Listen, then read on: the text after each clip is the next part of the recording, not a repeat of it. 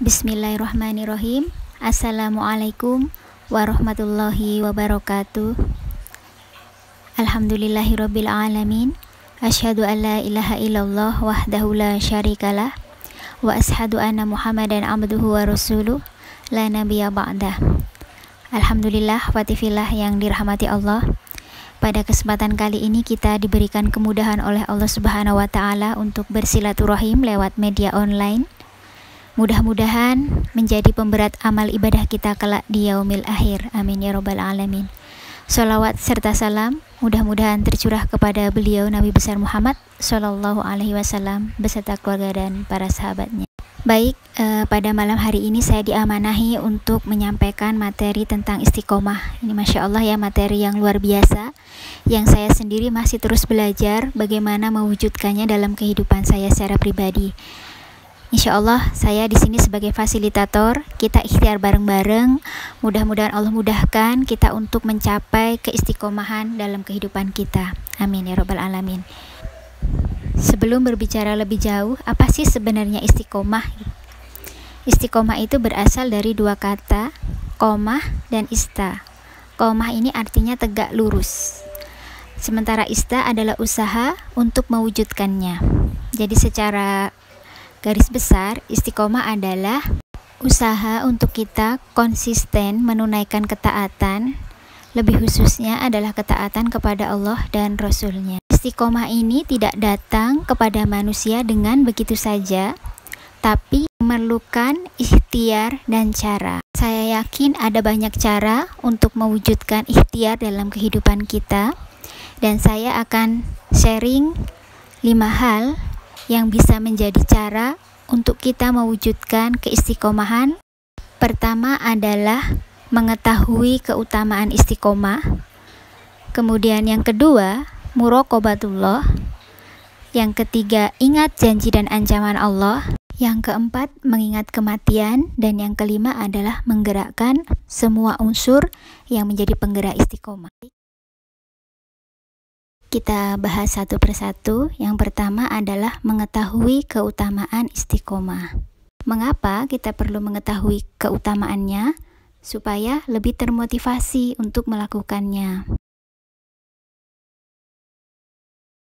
Pertama, Allah akan mencintai orang-orang yang istiqomah. Dalam hadis qudsi yang diriwayatkan oleh Imam Bukhari, Allah berfirman, "Tidaklah seorang hamba mendekatkan diri kepadaku dengan sesuatu yang aku cintai daripada kewajiban yang aku bebankan kepadanya, dan senantiasa terus-menerus istiqomah hambaku dengan amalan-amalan sunnah hingga aku mencintainya." Jadi, ketika amal solih itu dilakukan terus-menerus, maka akan mendatangkan kecintaan Allah kepada hambanya. Keistimewaan istiqomah yang kedua, yakni tetap diperoleh pahala meskipun yang bersangkutan sedang berhalangan atau uzur. Dalam sebuah hadis disebutkan, apabila seorang hamba sakit atau sedang bepergian, akan tetap ditulis pahala seperti ketika dia mukim atau tidak berpergian dan sehat. Hadis riwayat Bukhari. Jadi misalnya ada seorang hamba yang terbiasa sholat duha setiap hari, kemudian karena suatu hal terpaksa tidak bisa melakukan sholat, maka Allah tetap menuliskan pahala sholat duha di hari itu. Kenapa demikian? Karena kalau tidak ada sesuatu dan lain hal, pasti dia akan melakukannya. Itulah kemahabesaran Allah, itulah kasih sayang Allah, bahwa barang siapa yang istiqomah terus menerus, maka akan dihitung terus gitu. Keutamaan istiqomah yang ketiga, malaikat akan menghiburnya. Sebagaimana disebutkan dalam surat Fussilat ayat 30, yang artinya sesungguhnya orang-orang yang berkata Tuhan kami adalah Allah, kemudian mereka meneguhkan pendirian mereka, maka malaikat-malaikat akan turun kepada mereka dengan berkata, janganlah kamu merasa takut dan janganlah kamu bersedih hati, dan bergembiralah kamu dengan beroleh surga yang telah dijanjikan oleh Allah. Itu tadi 3 hal yang membuat istiqomah menjadi begitu utama bagi kita semuanya, masih banyak hal-hal yang lainnya. Mudah-mudahan kita tambah semangat untuk belajar, untuk mencoba melakukan keistiqomahan dalam kehidupan kita. Kemudian, cara yang kedua, selain mengetahui keutamaan istiqomah, kita juga harus merasakan muraqabatullah atau merasakan pengawasan Allah dalam kehidupan kita. Allah Subhanahu wa Ta'ala menyebutkan dalam surat At-Taubah ayat 40, La tahzan innallaha ma'ana. Jadi jangan bersedih, Allah bersama kita. Allah senantiasa bersama kita, maka dari itu kita tanamkan muraqabatullah itu dalam hati kita. Jadi kita tanamkan betul bahwa Allah bersamaku, Allah melihatku, dan Allah memperhatikanku. Jadi Allah melihat hal-hal yang kecil dalam diri kita maupun yang besar. Dengan merasa diawasi oleh Allah, manusia akan berhati-hati dalam menjaga kehidupannya. Kalau berbuat salah, maka akan segera teringat dan bertaubat. Kalau sedang bersedih, tidak berlarut-larut, karena dia tahu ada Allah yang senantiasa melindunginya. Nah, ini dia penting untuk kita ketahui, untuk kita amalkan dalam kehidupan kita, supaya terjaga keistiqomahan kita. Selanjutnya, cara yang ketiga adalah ingat janji dan ancaman Allah. Allah tidak pernah ingkar janji dalam hal apapun, tidak akan menambahi dan tidak akan mengurangi. Ini menjadi motivasi bagi kita bahwa Allah menjanjikan surga bagi orang-orang yang istiqomah. Allah mengancam neraka bagi orang-orang yang lalai dengan kehidupannya dan merupakan kehidupan akhiratnya. وَمَنْ يَعْمَلْ مِثْقَالَ ذَرَّةٍ خَيْرًا يَرَهُ وَمَنْ يَعْمَلْ مِثْقَالَ ذَرَّةٍ شَرًّا يَرَهُ.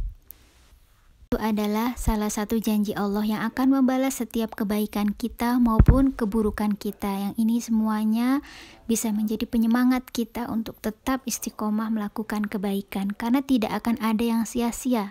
Meskipun orang lain tidak melihat, meskipun tidak ada seseorang pun yang melihat, tapi Allah melihat semua kebaikan meskipun itu tersembunyi dalam hati kita.